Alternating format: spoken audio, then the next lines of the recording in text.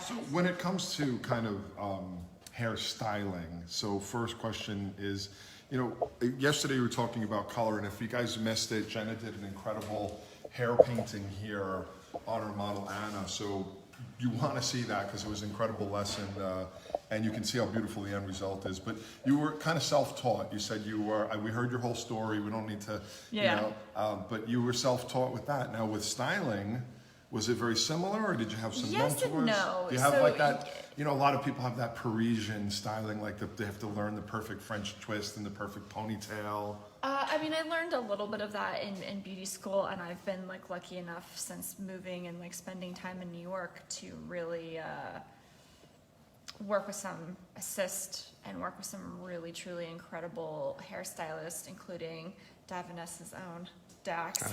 Wow. So I've assisted some really amazing people who have taught me a lot of tricks, and that's been very instrumental to my career and what I've learned.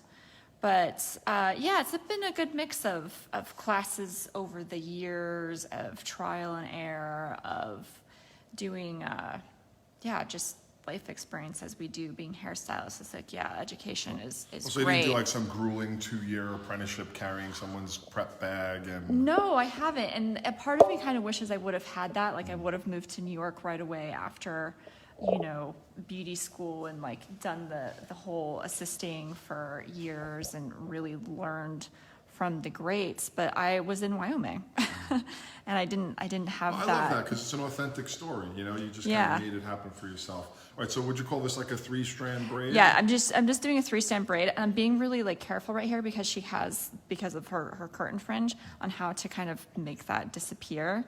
So I'm just giving it a very little, making sure that I have the right. Now, how important is the prep? I think sometimes people think, well, it's a braid, so why did you have to do the blow drying or use the product? To get the product and get the texture right. The texture is 50% of the look. The actual what it's doing to the fabric of the hair. Yeah, exactly. The fabric. You really do want to treat it as fabric. I love texture spray, everybody. It is my favorite, hands down, favorite product. I'll be sure to show it to the camera so we can see exactly which one it is, and I'll be your assistant. But I like to get in there and really use it to kind of help get these little ends down. And the nice thing is, because I usually do work alone and not with an assistant or anything, very much kind of getting those ends in there. This is from the more inside line. It says, this is a dry texturizer. It's kind of a very cute concept, the way they package the product here with this beautiful, and then there's always a statement about it. It's not just called texture spray. It's this is, and that's kind of the more inside idea. Yeah, I want this look to be quite organic, look a little bit like she did it herself, kind of a vibe. Like I said, mentioned yesterday, Fiona Apple and Kate Moss shoots from, the late 90's were very much a vibe that I was feeling. And kind of was Anna's outfit yesterday, and even for our big round brush blowout that we did to finish her. I'm really excited to share the images that we of the finished product from yesterday. All right, so I'm getting down to these ends. I love the way the color, again, great color. You can even see in the braid the way it comes in at the root. But it's that negative space from underneath that makes it look thick, and it's and when you balayage and you get that veil, it reflects so much of the light and tone when you're on set. So I'm just putting a little bit of product on the back of my hand, and this is the strong dry wax. Yep. So I'm just putting a little bit on the back of my hands, getting it through, and I'm just going to kind of ribbon these ends here. And I have also done this with the dry texture spray. Just you can kind of use what works best for you, what you have handy, what's easy to get. But the waxes really work great for doing this very fine little... Or do you consider yourself like an intricate braider? Do you do all different types, or do you just work Yeah, kind of simply? I've always loved to braid. I mean, I grew up on a ranch, as I mentioned yesterday, so braiding horses' tails and things. That's awesome. It's always been in Do you my know repertoire. Dennis Lonnie at all? I have never actually met him, but we've definitely He's have a done lot some of great people in stuff common. with horses, like horse braids, and photographed it. Yeah, I mean, I learned a lot with that, and I've done, some cornrows for shoots and for different like editorials and runway shows in the past. So it's been this is honestly the part that takes the longest, is doing So you're just braiding kind it of continuing all that the little way, micro braiding on the ends with the wax in there. all the way to the little tippy ends. And so like once you kind of get to where you can't do it anymore, I like to give it a little like in there. And I have this like beautiful fine comb. Well, it's a primp comb. You can It's also a get primp. that at Hairbrain. Dax and I, like, this is our comb. And just kind of give it a little bit of a Little back comb. back comb, just to kind of lock it a little bit. Guys, if you're just Just joining kind of us, twist it, and this will stay. This will not go anywhere. if you're just joining us, we're here at Davines headquarters. This is part 2 of a 2-part series working with Jenna Foster. Jenna is a New York-based celebrity editorial hairstylist and also a hair colorist. Very unique combination. So we got her for 2 days here in the studio. Yesterday she did this beautiful color, this balayage painting on Anna, which I really encourage you to watch because again, I've worked with literally thousands of colorists and done tons of lessons, and I just think she did such a great job, not only of the beautiful application, but explaining it in a way that was just so like attainable. And you can just look at the comments from yesterday to see that. Today, you're back, you can see the finished result, which is great. And she's working with some braiding to kind of build it into a late 90s inspired editorial look, something that she would do on a campaign or a shoot. So there'll be lots of tidbits here. If you have questions or things you want to share, we'd love to hear them. I'll share them with Jenna. Yeah, I'm just kind of taking when I do like these little random bits, I like to, again, yesterday when I was painting, I like to work a lot on like triangle and diagonal sections so that you can't really see where my part is. So it's kind of like a U or like triangle shaped section that I took So that maybe under that way. here. Yeah. So then it falls naturally so that we've got this high here and get a little bit. So it's like a little Yeah. triangle right off the parting there. Yeah. Makes And a I'm lot of going in sense. a little bit softer and then braiding it a little bit tighter towards the ends to give it that, illusion of thickness, and then braiding into the very tippy ends here. And it's nice here. We don't have any layers or curtain fringe to have to work with, so I can braid a little bit faster. And I have still a little bit of wax on my finger, so you can see how smooth and kind of shiny the wax is actually helping to get that in there. What can you share any of the campaigns or anything you've been working on recently? We talked a lot yesterday about your clientele and doing kind of visiting people in hotels and going to their apartments and doing color. What about the other side of your world? Yeah, I work a lot with a friend's brand called The Great Eros, which started as a lingerie brand, but has now like moved into the lovely realm of working with like ready to wear. My jumpsuit actually is her line. And then what else have I done recently? I mean, honestly, with the pandemic, it's been a little funny. So you've been doing more client-based stuff? It's been a lot of like shooting. It's not even like doing necessarily that it's just clients and color work. It's like doing a lot of shoots for my clients' brands for their like recipe videos and Cool. doing.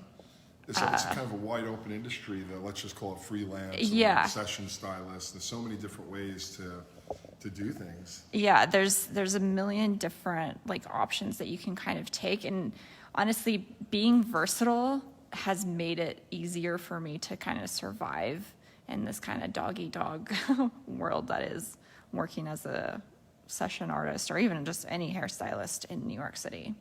So again, I'm just getting down to these very tippy ends You saw me kind of spray it, and I'm working with the wax to really get in there. And it's like I literally can't even hold it anymore. And just kind of roll it a little bit. Because once that dries, it's going to be in there. I actually had a client who I did this with for her photo shoot, for her recipe book, or for her cookbook. And she messaged me that night. She's like, how do I get these out of my hair? The wonderful thing about Davines and with all of their products is they're very water soluble. So it's very easy. You don't need to use a clarifying shampoo to get the product out. So I have a lot of feedback, from even models after I've done their hair. They're like, oh, this is so great. Like it just brushes and they can shampoo it out without having to, use a clarifying shampoo or anything. I guess that's another benefit of not using the elastics on the end of the hair, because they can be a little bit, and sometimes you have to cut them out. And it can be a lot of breakage, and a lot of these girls, their hair is so already like thrashed from being lightened and highlighters or highlighted, and then doing a lot of heat and tools. And so I kind of trying to take care of the hair while we're on set. So I'm gonna kind of do the same thing over here. I'm gonna French braid just the first little bit of this, just to give it a little asymmetry. So the difference between the 3-strand braid and the French braid is this kind of going to hug the head? This is going to hug the head. I'm not going to do it all the way down. I'm going to do it to about like the temple right here, and then we'll kind of continue in with the vibe that we... Sometimes people call it like a scalp braid or... Scalp braid, yeah. Because you keep like picking up from the scalp and adding in. Exactly. So I'm going to just kind of move this behind her ear so that I know where I want to stop picking up. Well, you've got people tuning in from all over the world. We've got Kathy from Virginia. Angel is watching from Maine. We've got Mario Cortez here in New York City. We're coming to you live from Davines headquarters here in Brooklyn and Williamsburg. It's a brand new facility, beautiful, beautiful facility. And part of it is this beautiful academy space here that, again, once we get completely clear of what's going on pandemic-wise, there'll be classes and events happening here. And you're definitely going to want to come check it out. And again, I'm not doing this super, super tight. Again, I want the feel to be very organic and just kind of... So how do you... Is it the tension in your hands? I'm just like kind of... And you're kind of like looking at it visually. And I'm not doing the like under braid. I'm doing it where it's a little bit over. So it just kind of is more has that weaved effect to it.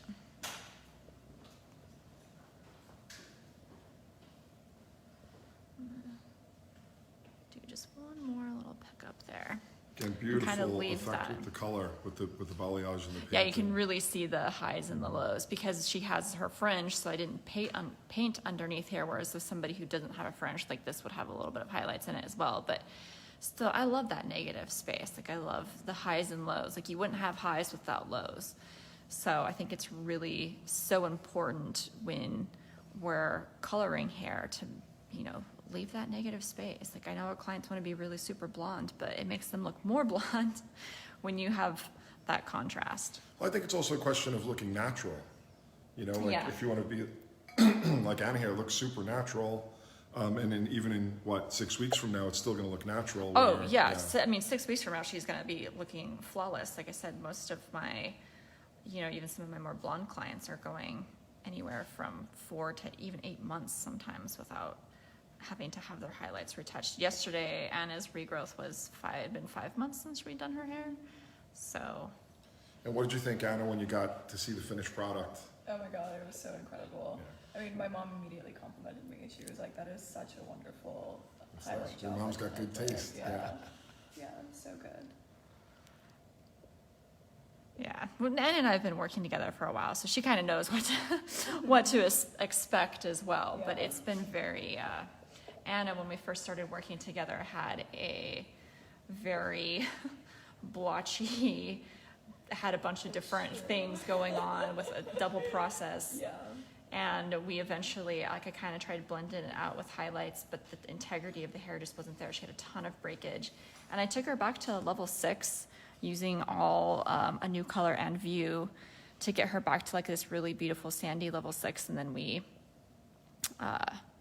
then started highlighting after it got a little more healthy. I think it's one of the things we don't talk about enough is the relationship, the ongoing relationship, especially with color. I mean, you know, it very rarely does it just work perfectly once. It's like building over time to get to a perfect place and then being able to maintain it and have options to change it.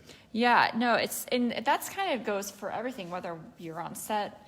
You have to be able to have those conversations with your clients or the client on set. Like sometimes they'll show you hair inspiration, you're like, that's just not gonna work with the way that the lighting is. Like they show you hair inspiration from a light-haired model, but the model is dark and you maybe have a dark or black background.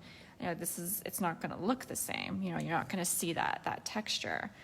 That's where the communication skill comes in. Yeah, so it's the same thing with our clients behind the chair, whether we're styling them for an event. It's like you have to understand that's like, yes, we can kind of give you that effect, but unless you have that exact like hair type, it's not going to necessarily fall exactly the same way.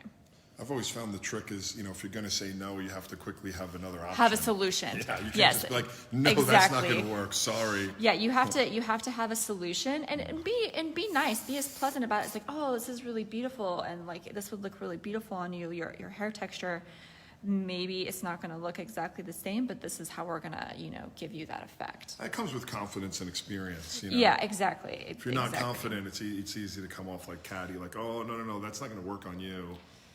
Yeah, and see, I'm just kind of then rolling how fine that little baby piece is in there. And you can kind of, you know, go through and shape how you want the braid to be. But I start a little bit looser and get that really fine tight, so it gives that very organic effect. And with that one, you started with a kind of a scalp braid or French braid. I started a little bit with that French scalp braid, just a little bit, and kind of left it a little bit loose, so it's not like super noticeable that it was on the scalp. So it kept just like a slightly different. And ultimately at this stage, I know you're just putting in, you know, some of the basic braids, but are you thinking, oh, I can pull all this hair up, or we're going to leave it down? Exactly. We're going to do some a little bit down, because like honestly, this is going to look beautiful just kind of as it is. So honestly, even just this, like where we are now, like I would feel good being like, all right, she's done. She can go to set. You know, be super beautiful. Maybe finish it with a little bit of finishing spray, or the medium hold spray, or a little bit of texture spray. And I really like to then, you know, bring texture pieces out. Maybe even bring this out in front of the braid a little bit. You can see how I have product on my hands, right? So I like to always just do these little moments on set, like once they're already in wardrobe and everything just kind of coming through. How often would a photographer get involved? Like if you're here and they come over and say, okay, I want to shoot this right now, or I need a little bit more, you know, texture. Usually that happens on set. Not so much during prep. Yeah, not so much during prep. I usually like do the base, get the texture or, you know, style in there, and then on set it's like this photographer always wants to do a few test shots just to see about the lighting, and you can kind of adjust from there, see what the client says, see what the photographer is feeling, and then you kind of adjust from there. But for the most part, yeah, it's I mean, it's all a collaboration, right? I've been doing this so long, I still have Polaroids from test shots. Oh, They used I love to that. used to be, so the way it was done to test all that, it was before digital. You know, they'd come on with a Polaroid camera, they'd take a few Polaroid pictures, and then they would that would be the test, and then usually people would take the Polaroids. I still have some. One of my favorite shots that it was a campaign I did back in Dubai, and you can see I'm kind of taking another little diagonal section here, but I'm doing it right behind just to give it a little bit of that asymmetry. I'm going to do a twist on this one just to have a little bit different of a texture in here and show that you can do the same kind of and I'm detangling and ribboning my section. And again, I'm going to kind of actually come in and start with a little bit of a so for twist, you kind of want to twist each piece the opposite direction, and then you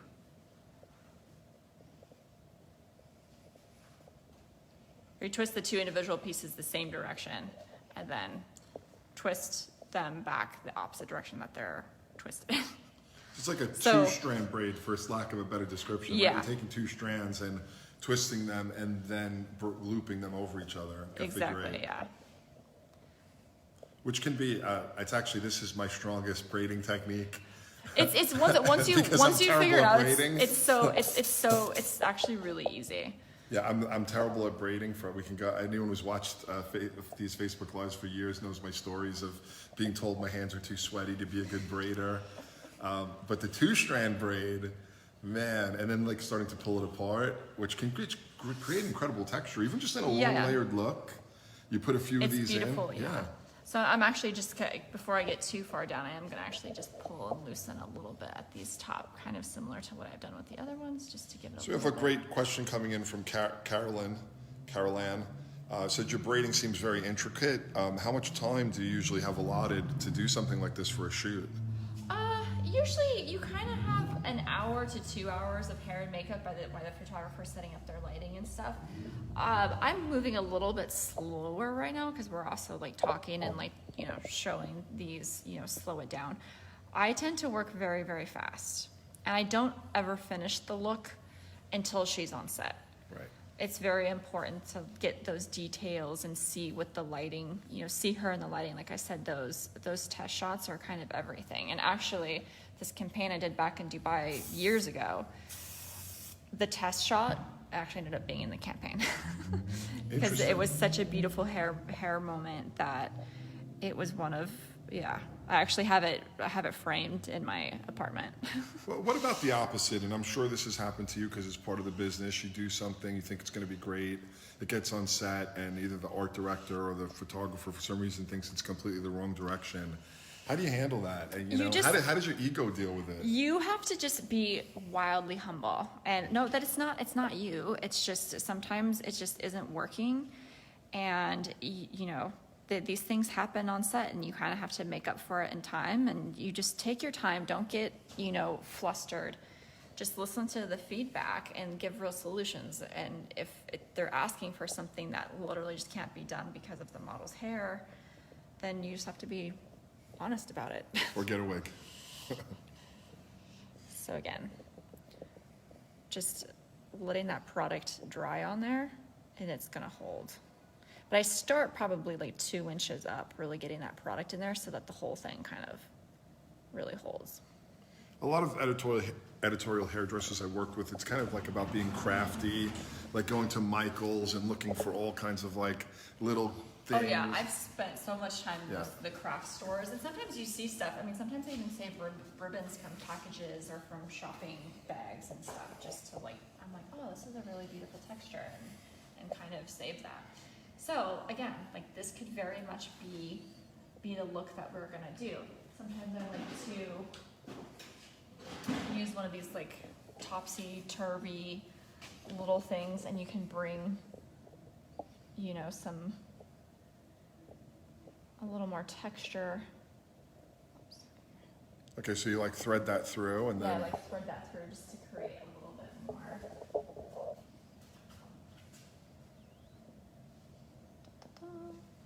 Just to kind of give, you get a little bit more of that separation in there. Can even do that through the braid if you wanted. so that's just kind of one of those little, the topsy ponytail thing? It's Yeah, like a so commercial thing. this little one came in a pack when I bought the topsy-turvy thing. And I was like, I don't ever use the real topsy-turvy that I bought it originally for. I kind of only use this little one. And see, I have just that, Right, so you're pulling some of the negative unbraided hair and pulling it through the braid. yeah. And you can just get these really beautiful moments. Again, I have a little bit of product. You can always, like if you feel like you've washed your hands or whatever, which normally I have when I get done prepping a model on set, I would have washed my hands and then to do the, finishing touches on set. Sometimes I'm doing this, I'm not necessarily spraying on the, it's doing this. Carol Ann also saying she missed the color application, but Carol Ann, please watch it from yesterday. I think you're going to love it. You can just scroll down the feed a little bit when we're done. But she's asking, how did you break into doing shoots? I think it's, for hairdressers, it seems like the rock star part of the industry. And for me too, like I was, you know, a local hairstylist in Wyoming, and I always like saw this. My aunt actually gave me this super beautiful fashion magazine on a trip that she had taken to Paris, and I was like flipping through it. I remember I was still in beauty school, and I was flipping through it, and this is the moment I knew I was going to change. I wanted more with my career than what I had originally thought. And it was a shoot in Arizona, actually. And I flipped through and I saw where the credit is at the end of the editorial, and it was hair by, and I forget, and I'm so sorry that I forgot who had I was actually dying done to it. hear who you're going to say. It was Let's a just say it was Orlando. It was a Redken artist, and I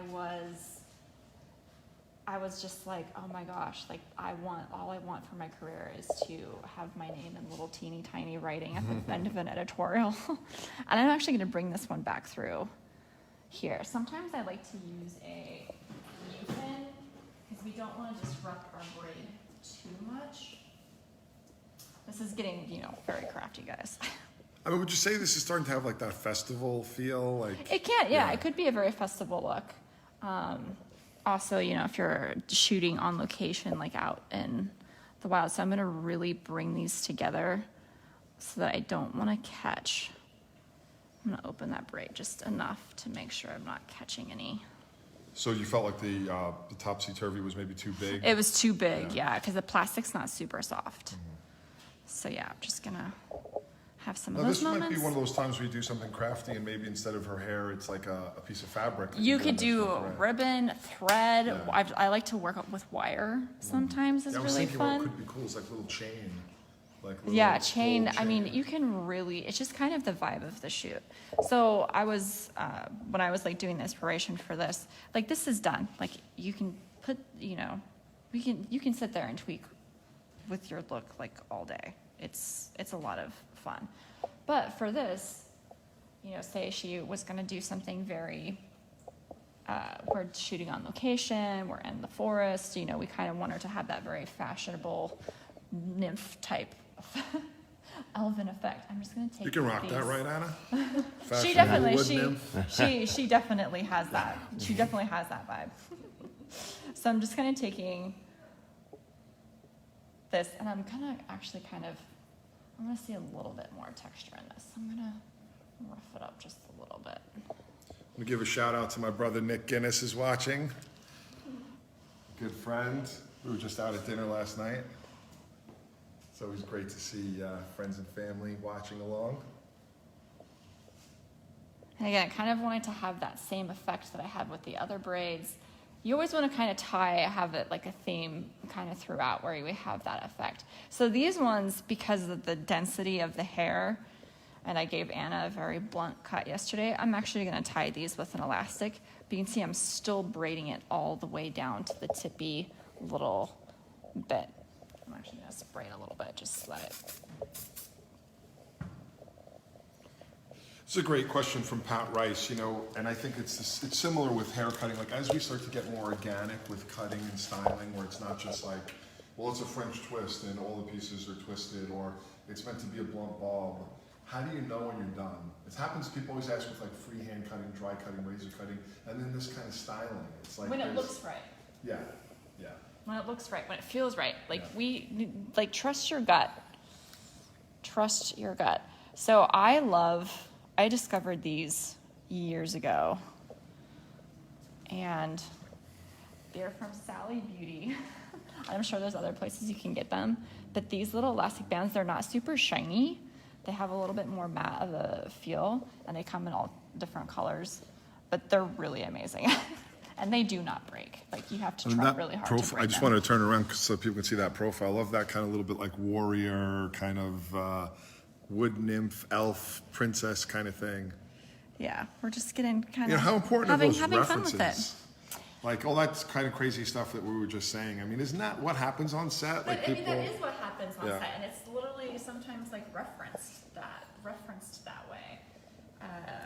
Yeah, it's very. I'm gonna actually kind of do. I had this big conversation that we recorded and put on hblive.me with Naima LaFond about how she broke into her editorial career. And she said, you know, we were talking about references, and she said she spends so much time researching things so that when she does get on set, you know, she's sometimes doing things that are very specific, like it's, you know, girls from Harlem in like the 1915 era. Oh, amazing. Yeah, no, we, like, anytime I have a shoot, especially if I have like an editorial, it's very much like doing inspo the night before. And I like to do it the night before because I want to feel like that amped like feeling of Excited to get in there and do it. Excited to get in there and do it, and you're gonna wake up and you're gonna be like really just excited to get to work the next day and have a really, you know, positive experience. I'm just kind of keeping this, again, I'm kind of doing a little bit of a French braid, very, very loose, just to kind of bring a little bit different texture into it. So again, started out with a clean, beautiful blow dry, started to layer product in for texture, then started to add the braids, and it's like a recipe that you keep kind of seasoning. Exactly, yeah. So And this might happen over the whole day. You might have shot her for, let's just say after the blowout, boom, let's get a few shots of that. Yeah, exactly. Braids, let's get a few shots of that. Especially with editorial, you typically will have these quick little like changes of look. Especially if she's changing what she's doing for wardrobe. Yeah, you'll do, like you're usually shooting anywhere from like 6 to 10 looks sometimes, and you want to kind of keep it a little bit fresh, you know, keep that look for a few looks and then move on to a new one. Do you work often with extensions and wefts as well? I do a little bit, not as much as I used to, but they're always really fun. I actually used a weft for a friend's birthday, and she's obsessed with it and now wants extensions, and I'm like, girl.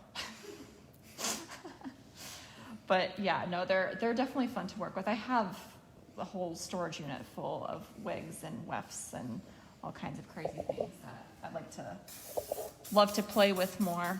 It's like once you get busy, you stop having these time to do these test shoots, and they're still so important to get that creativity feel. Because yeah, like when you're actually like making money in New York, once you get to that point, which to be fair, did not happen overnight, everybody. It takes time and a lot of energy and networking and, you know, maintaining relationships with people you meet. Makeup artists, I've got a lot of work from makeup artists. Honestly, my connections with makeup artists has got me a lot of work over the years. Yeah, especially when I first moved to Dubai, when I first broke out. And vice versa. It's once you get comfortable with a makeup artist, and then maybe photographer says, hey, I love your hair. The stylist. Do you do makeup? And you say, well, I don't, but I've got someone who's great. Exactly. Yeah, exactly. Like we all kind of, you know, once you have your like little like family, and see how this is like I'm just kind of braiding in however it's gonna kind of fit. I'm gonna put a little product in there. I'm gonna put elastic on it.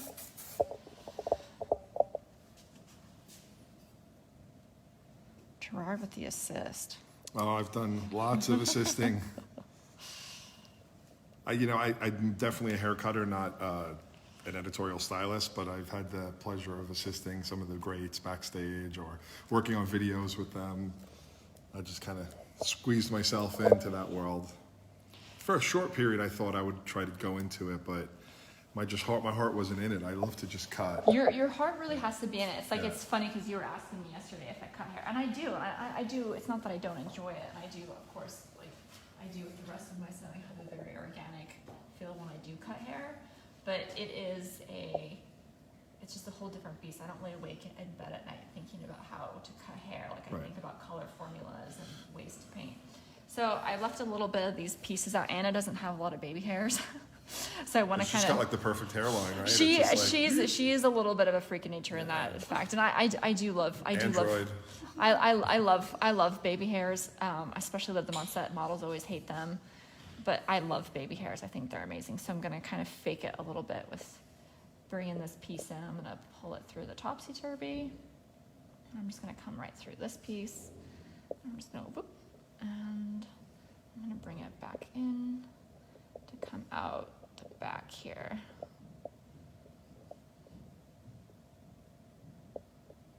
Oops, losing her. It's interesting because, I think a lot of people would have thought of that tool like, oh, I'm not using that. That's like you bought it on, an infomercial or something, but you've like found a way to make it kind of cool for yourself. Yeah, I actually learned this from Kenna, who is another one of the great hairstylists, editorial stylists.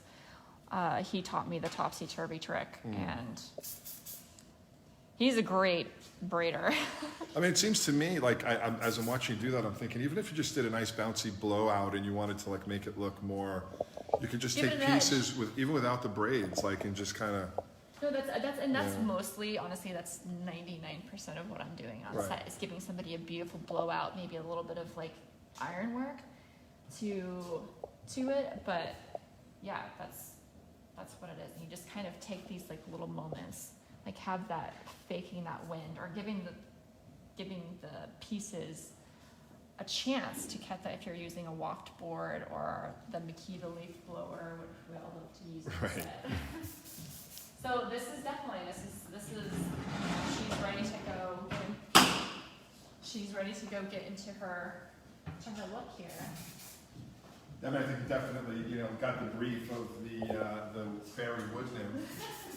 Definitely suits. Yeah, it's funny, and we took it from this very 90's Kate Moss inspired moment and like turned it into something else. So I'm gonna just really quickly show you even another way to take this and say we have somebody who is going to a party or a wedding or just to have another look, is I'm gonna fold these in. Yeah, that's what I was waiting to see. I thought this would be great to see a little Literally, I just folded that in, chignon. and I'm gonna kind of just turn her towards the mirror really quick and make sure we have our balance. And I'm gonna take some U-pins.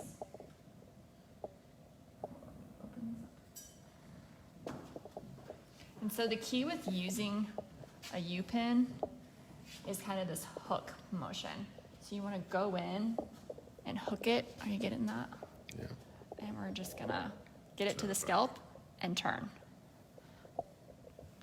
And so I'm gonna do the same thing over here on this side. So it's not a bobby pin, it's a U pin. Are It's they a textured as U-pin, well? yeah. Are they the textured They ones? are, yeah. They're the Japanese. I think you guys maybe sell these Yeah. as well, right? And I'm gonna actually put a stabilizing one right here. So how do you know where to pin? You can kind of feel where it's gonna. Oops, that one does not want to. I'm kind of gonna actually have that already in there. I'm gonna kind of just hit where the other braid is and stick it in. And now I have both the ends kind of that I'm tucking under. Once when I was trying to learn a little bit of editorial, they were telling me like pin it like where you're holding it, like. Exactly, yeah, because that's where you get it where you like it when you're holding it. Yeah, So that's and then kind like of take the whole. place of your hold. And I'm letting this moment happen. Do you want to turn her towards the light so we can see a little bit more, like reading? So I'm gonna kind of take that where my finger is, and I'm just gonna loop it, and I'm actually gonna kind of weave it back up, and then back in there. So she's a little solid. I'm gonna stick just a few more in, just so that she's very. And do you also believe in using the least amount of pins? Yes, I am a firm believer of least amount Especially of on pins as set, possible. 'cause This is a lot of pins for me. The fact I just used 5 pins for that. Again, I think to see that whole effect, because it's really about what it does with her face and the braids and the texture. So now we have this beautiful style that could be for a wedding, as equally as it can be on set. It's kind of very reminiscent of almost a Renaissance era. Yeah, and with the right face.